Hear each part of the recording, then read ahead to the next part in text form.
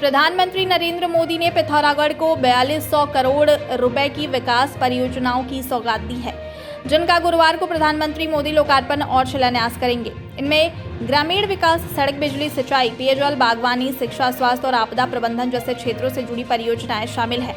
आज सुबह पिथौरागढ़ पहुंचकर सबसे पहले पवित्र पार्वती कुंड की पूजा की और कैलाश व्यू पॉइंट से आदि कैलाश के दर्शन करने के साथ ही ध्यान भी लगाया, जिसके बाद प्रधानमंत्री मोदी ने जवानों और स्थानीय लोगों से मुलाकात की। वहीं अल्मोड़ा के जागेश्वर धाम पहुंचकर प्रधानमंत्री मोदी ने शिवलिंग पर फूल और जल चढ़ाकर आरती की।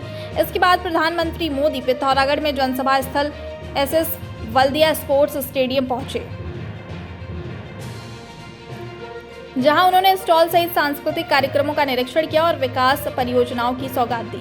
इस दौरान जनसभा को संबोधित करते हुए प्रधानमंत्री मोदी ने कहा कि मेरा विश्वास है कि ये दशक उत्तराखंड का होने वाला है, क्योंकि उत्तराखंड विकास की नई ऊंचाई पर पहुंचाने और लोगों का जीवन आसान बनाने के लिए हमारी सरकार पूरी ईमानदारी से काम कर रही है।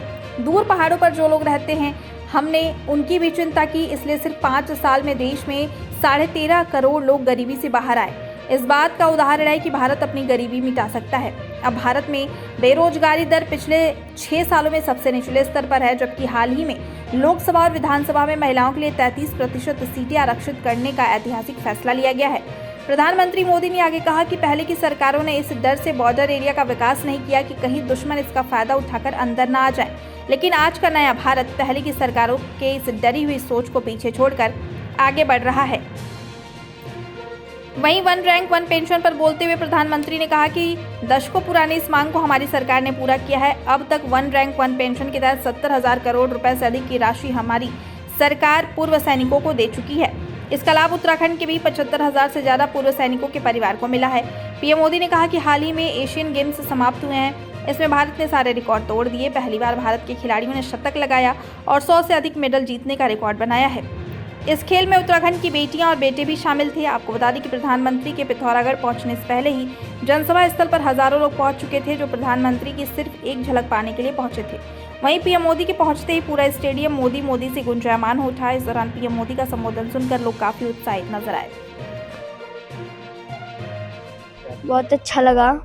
मैंने उन्हें टीवी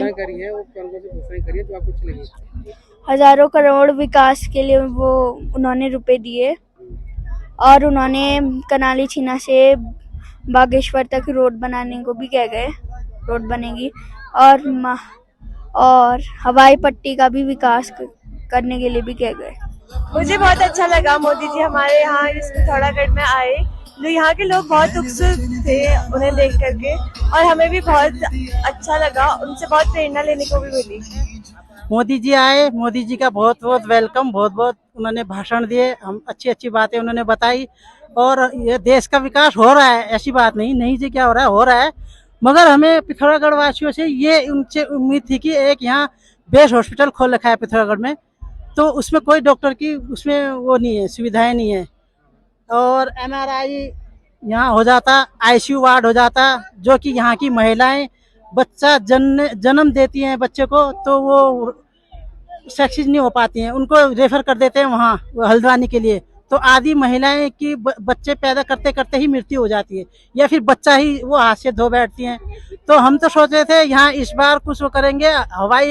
जैसे हवाई पट्टी का है, हर साल चुनाव आते हैं, हवाई पट्टी हवा में उड़ने लगते हैं हवाई जहाज, फिर अब ये प्रधानमंत्री जी उड़ के जाएंगे, फिर बैठ जाएगी हवाई पट्टी हमारी।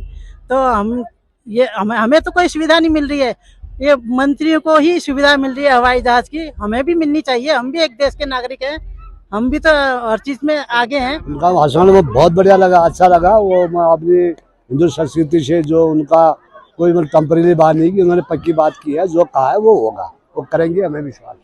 कितना खुश हैं आप उनके यहाँ? हम बहुत खुश हैं। अगर उन्हें बातें कहीं लगता है आपको जल्दी पूर्ण होंगी? बिल्कुल पूर्ण होंगी ये बात, और हमें बहुत खुशी हो रही है।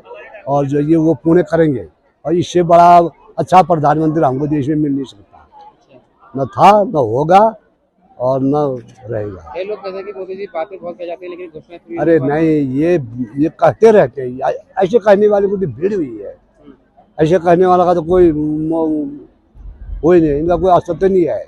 तो सबसे अच्छी घोषणा कौन सी लगी आपको उनकी?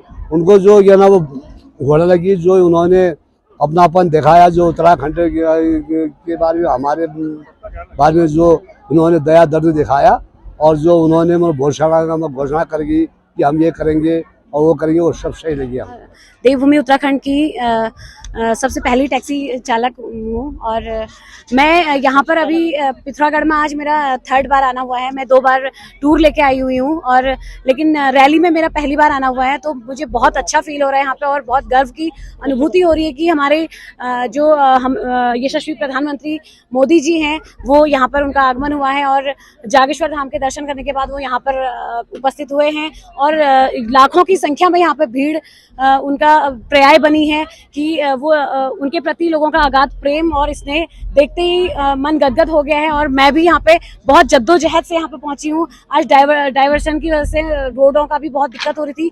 हम लोग 2 घंटे डिले होने के बाद, बहुत गोल गोल घूमने के बाद फाइनली यहाँ पे पहुंचे हैं और मेरे साथ वाले जो हैं वो अंदर पहुंच भी नहीं पाए, लेकिन मैं भीड़ में धक्का दे दे के मैं आगे पहुंची हूँ।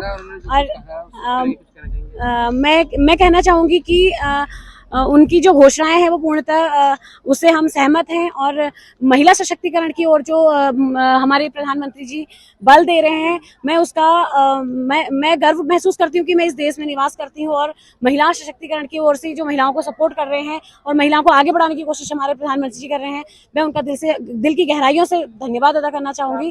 Thank you.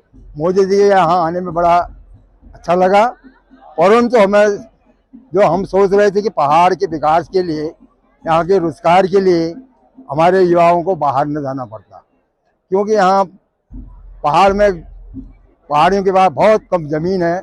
उस जमीन का कोई अच्छा सदुपयोग, उसे नई उपज, पेड़ पौधे वगैरह वगैरह, पंतनगर की योजना का यहाँ पे विस्तारीकरण हो जिससे कि यहाँ पर लाभ मिले। दूसरा, हम सोच रहे थे कि गंगोली हाट में मैग्नेसाइट काफ़ी मात्रा में सीमेंट की फैक्ट्री बन जाए, उसकी घोषणा करेंगे। तीसरा, काली नदी यहाँ अधूरा काम बना हुआ है, अगर ये डैम बन जाता यहाँ के लोगों को रोजगार भी मिलेगा और यहाँ के बच्चों को बहुत सुविधा होगा। हाँ, खेल के मैदान जरूर उन्होंने यहाँ पर दिए, ये हमें खुशी है, हमारे बच्चे आगे को कर सकेंगे।